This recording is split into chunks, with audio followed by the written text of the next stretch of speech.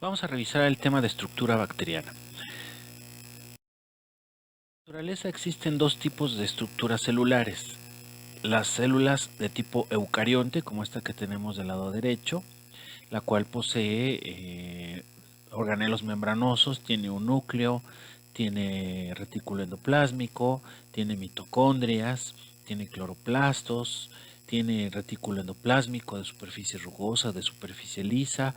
¿Sí? Cada uno de estos organelos lleva a cabo diferentes funciones metabólicas, además de que la célula se encuentra envuelta por una membrana citoplasmática y puede o no tener una pared bacteriana dependiendo del tipo de célula. Por ejemplo, las plantas tienen una pared celular, algunos hongos también tienen una pared celular. Esta es la estructura eucarionte. Las bacterias tienen una estructura procarionte. La estructura procarionte es una estructura más sencilla. Estructuralmente hablando, tiene mucho menos componentes y carece de organelos membranosos. El núcleo se encuentra, de hecho no poseen un núcleo, tienen un genoma o también llamado nucleoide porque es similar a un núcleo. Este se encuentra disperso en el citoplasma. La doble cadena de ADN se encuentra enrollada, súper enrollada y dispersa en el citoplasma. Tiene gran cantidad de ribosomas dentro del citoplasma y además está envuelto por una membrana citoplasmática que es estructuralmente hablando es similar a la membrana citoplasmática de cualquier célula, pero que lleva a cabo muchas otras funciones y tiene una pared celular que es un componente esencial de las bacterias. Por otro lado, la célula de tipo procarionte es una célula mucho más pequeña. Aproximadamente mide en las bacterias en promedio entre 1 y 1.5 micras de largo. Estos son algunos de los componentes principales. La pared bacteriana, tenemos una pared bacteriana, una membrana citoplasmática que están envolviendo o rodeando al citoplasma, dentro del cual se encuentran los ribosomas, el genoma y puede haber inclusiones. La cápsula, el glicocálix, los pilis y los flagelos son estructuras bacterianas que se conocen con el nombre de facultativas, ya que las bacterias pueden o no tener estas estructuras o pueden en determinadas condiciones ambientales o fisiológicas desarrollar estas estructuras para su supervivencia. Vamos a hablar de la membrana citoplasmática. La membrana citoplasmática está conformada por fosfolípidos, por proteínas, glucolípidos y gran cantidad de enzimas. ¿Sí? Dentro de ellas tenemos, por ejemplo, las proteínas fijadoras de la penicilina, las cuales mencionaremos más adelante, que pueden ser de tipo transpeptidasas, transglicolasas, carboxipeptidasas. ¿Sí? La estructura de la membrana citoplasmática es como la vemos en este esquema. Está conformada por una bicapa fosfolipídica. Aquí tenemos los fosfolípidos que están formando esta bicapa tipo sándwich. Tenemos gran cantidad de proteínas que se encuentran atravesando la membrana citoplasmática, que pueden ser bien proteínas transportadoras, pueden ser sistemas enzimáticos, pueden ser proteínas que estén participando en algún proceso de síntesis y son esenciales para la vida de la bacteria. Esta membrana, como lo está ejemplificando el esquema, tiene flexibilidad. ¿Sí? Imaginemos que es una capa de grasa que está envolviendo al citoplasma. La principal función de la membrana, la función que más conocemos en todas las membranas citoplasmáticas es la función del transporte. Sin embargo, en el caso de las membranas de las bacterias, no solamente se encarga la membrana citoplasmática del transporte, vemos que efectivamente sí funciona como una barrera osmótica. Lleva a cabo gran cantidad de tipos de transporte de tipo pasivo y activo, donde hay un gasto de energía o donde no lo hay, un transporte simple, ¿sí? También otro tipo de transporte de sustancias que regularmente lo hacen por diferencia de carga o de tamaño, traslocación de grupos, que son sistemas de transporte más complejos, igual que algunos otros sistemas de transporte que sobre todo sirven para poder introducir a la célula algún nutriente específico de gran tamaño, o para sacar o para eliminar alguna sustancia, que bien puede ser alguna sustancia que tenga que ver con la virulencia de las bacterias. Esta función es muy importante definitivamente en el caso de la membrana citoplasmática de las bacterias. Sin embargo, no es la única función. En el caso de las membranas bacterianas, las membranas citoplasmáticas, se conoce que la función más importante que desarrollan quizá es la de la producción de energía. En estas membranas citoplasmáticas bacterianas es donde se lleva a cabo la producción de energía a través de los procesos de fosforilación oxidativa, ¿sí? También en la membrana citoplasmática se llevan a cabo la síntesis de diferentes elementos estructurales. Prácticamente todo lo que está por fuera de la membrana citoplasmática se va a sintetizar en la membrana. Por ejemplo, los precursores de la pared bacteriana, los precursores y componentes de la cápsula. Los propios lípidos de la membrana se sintetizan en la propia membrana y la replicación del ADN inicia en la membrana citoplasmática. Entonces, como podemos ver, es una estructura bacteriana muy compleja, hablando de sus funciones.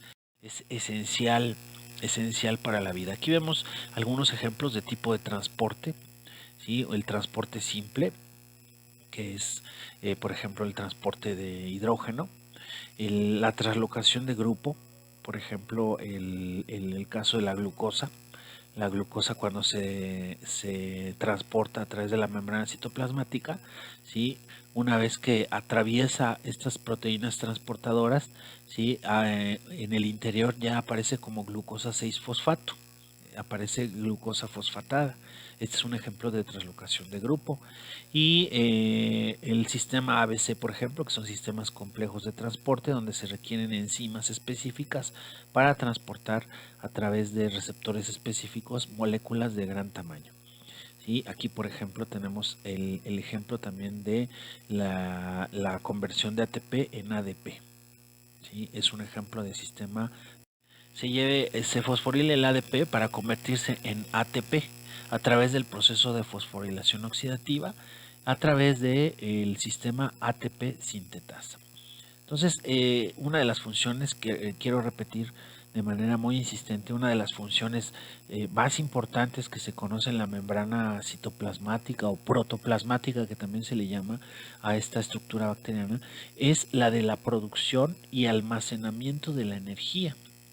¿Sí? Cosa que en una célula eucarionte se lleva a cabo no en la membrana citoplasmática, sino en la membrana de las mitocondrias. Es muy similar el proceso que se lleva a cabo para la obtención y la producción de energía en la membrana citoplasmática. Otra de las funciones importantes de las membranas, en el caso de las bacterias, es que se encargan de la excreción de proteínas, ¿sí? Que bien pueden ser toxinas o pueden ser enzimas hidrolíticas que tienen que ver con la virulencia. ¿Sí? De alguna manera la membrana es quien se encarga de llevar a cabo esa eliminación o esa excreción de esas proteínas bajo ciertas condiciones. Obviamente esto no lo hacen en todo momento, lo hacen muchas de las veces obedeciendo a sistemas enzimáticos y a señalización para que la bacteria esté respondiendo a un ataque o esté respondiendo al medio ambiente en el que se está desarrollando. Otra función importantísima es la de la división celular. La división celular inicia en la membrana citoplasmática a través de la formación de una invaginación de la membrana que se conoce con el nombre de mesosoma.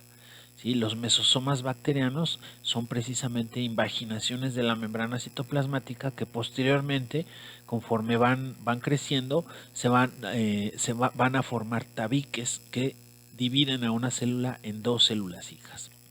Otra función es que en la membrana citoplasmática se encuentran gran cantidad de proteínas receptoras que bien pueden estar recibiendo o emitiendo señalizaciones.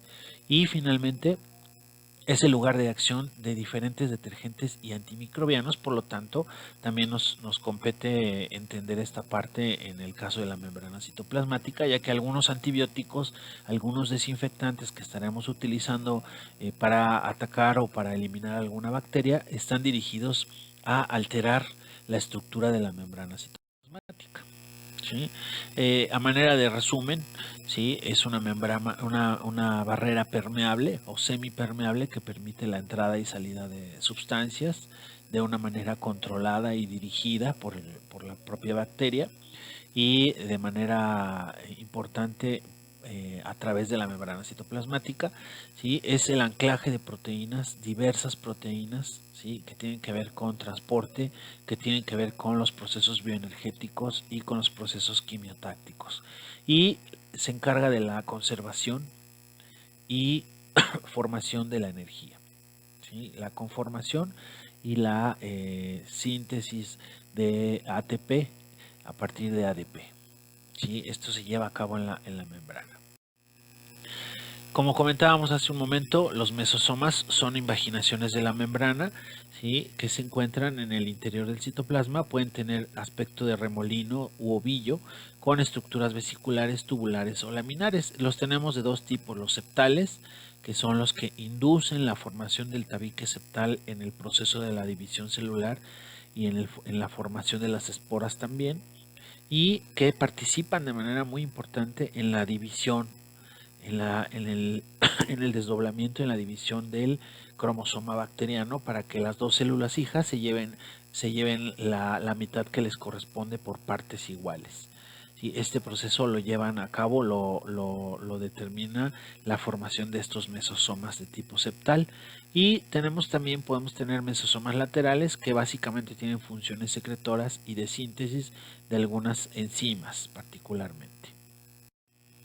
Aquí tenemos precisamente la invaginación, el mesosoma de tipo septal, ¿sí? Y vean cómo en este caso ya la célula ya se partió, ya está dividido el genoma bacteriano por partes iguales. Aquí podemos ver los componentes. Y este mesosoma es una invaginación que va creciendo hasta conformar un tabique completo que va a dividir a las dos células para posteriormente separarse. Y podemos tener mesosomas de tipo lateral, como por ejemplo este puede ser un mesosoma lateral, ¿sí? Que se encarga de un proceso de almacenamiento y posteriormente de síntesis de alguna sustancia. Bien, continuando con las estructuras bacterianas, el citoplasma es una estructura importantísima, ¿sí? Donde se encuentra básicamente la información genética de la bacteria. Vamos a tener ahí el nucleoide o el cromosoma bacteriano, vamos a tener los ribosomas, vamos a tener, puede o no haber inclusiones, que básicamente son almacenes de sustancias o almacenes de energía.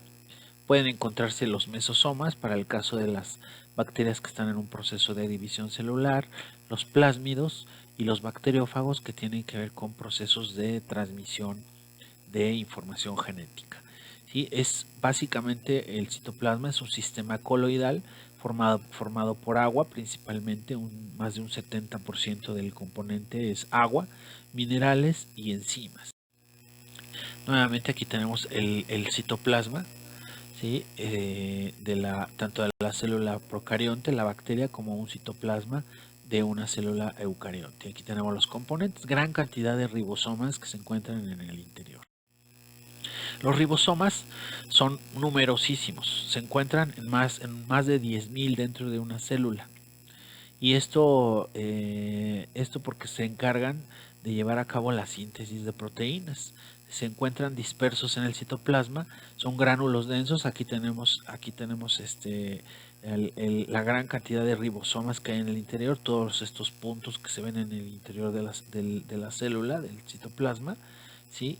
Y aquí en este caso es una célula que se está dividiendo, ¿sí? A través de los mesosomas de tipo septal, ¿sí? Y estos mesosomas son, como los comentábamos, son gránulos densos, son homogéneos, son redondeados, ligeramente aplanados, parecidos a granos de café. Normalmente se encuentran agrupados en pequeños grupos de 3 o 4 elementos, ¿sí? Aquí tenemos la estructura molecular de un ribosoma, ¿sí? Aquí vemos cómo está conformado. El ribosoma está formado por una cadena sencilla de ARN, ¿sí? Y cómo se encuentra enrollada y le va a dar la estructura al ribosoma. El ribosoma va a tener dos subunidades. Esta subunidad, que se conoce como la subunidad grande, o dependiendo de su tamaño, se le conoce en el caso de las bacterias como la subunidad 50S por su coeficiente de sedimentación, y la subunidad pequeña que tiene un coeficiente de sedimentación de 30S. Entonces se conoce como la subunidad 30S y la subunidad 50S. Ambas en su conjunto, ¿sí?, llevan a cabo a través del interior la lectura del RNA mensajero para la posterior síntesis de las proteínas. Estos ribosomas en su conjunto se encuentran dispersos en el citoplasma y están trabajando básicamente en consonancia, están trabajando en equipo con el ARN de tipo mensajero y con el ARN de transferencia. Como les comentaba, tienen dos subunidades, una subunidad pequeña 30S, una subunidad grande 50S. ¿Sí? Bien, y como lo comentaba, entonces el ribosoma, aquí tenemos la subunidad grande y en este caso aquí está la subunidad pequeña. Imaginemos como si fuera una manopla de béisbol y la subunidad pequeña fuera el pulgar. A través del interior de esta manopla o de este ribosoma es donde se lleva a cabo la lectura del RNA de tipo mensajero de 3 en 3. Luego, esta lectura se va a ir realizando por tripletes. ¿Sí? Y la lectura de cada triplete, que en el caso del RNA mensajero se le conoce a estos tripletes como codones, ¿sí?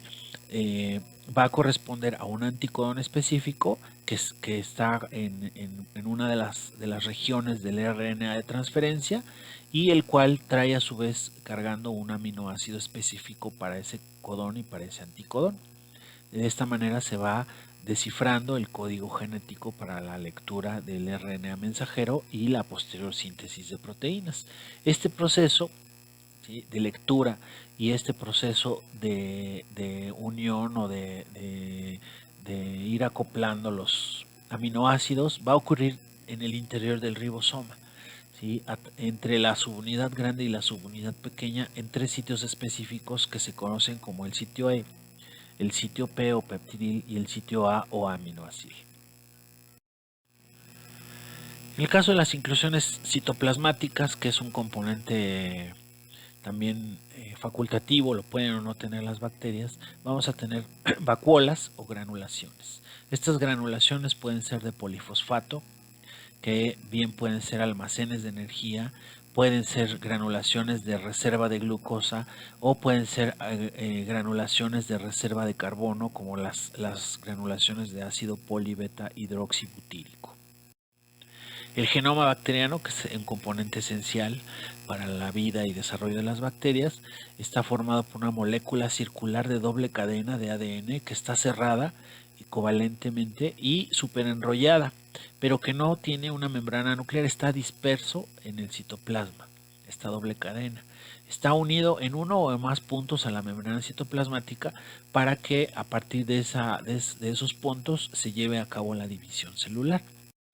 Genoma bacteriano, aquí tenemos una fotografía de microscopía electrónica, aquí tenemos marcado el genoma bacteriano, es un componente grande, ocupa una gran proporción del citoplasma de la bacteria, está súper enrollado. Se dice por ahí que si estiráramos esa doble cadena en el caso de una bacteria como Escherichia coli, mediría aproximadamente 1,5 metros ese genoma bacteriano de longitud. Entonces, ¿cómo puede caber ese componente adentro de una célula que mide tan solo 1,5 micras, una micra? Pues por un proceso de superenrollamiento. El genoma contiene la información genética propia y esencial que tienen todos los genes, ¿sí? Regula todas las funciones bacterianas, como puede ser la síntesis de proteínas y la división celular. Es un componente esencial. No es de ninguna manera facultativo. Aquí tenemos otra vez la fotografía, ¿sí?, del genoma bacteriano y la estructura, ¿no? Está formada por una doble cadena de ADN que se encuentra enrollada, súper enrollada, y se encuentra dispersa en el citoplasma de una de las bacterias.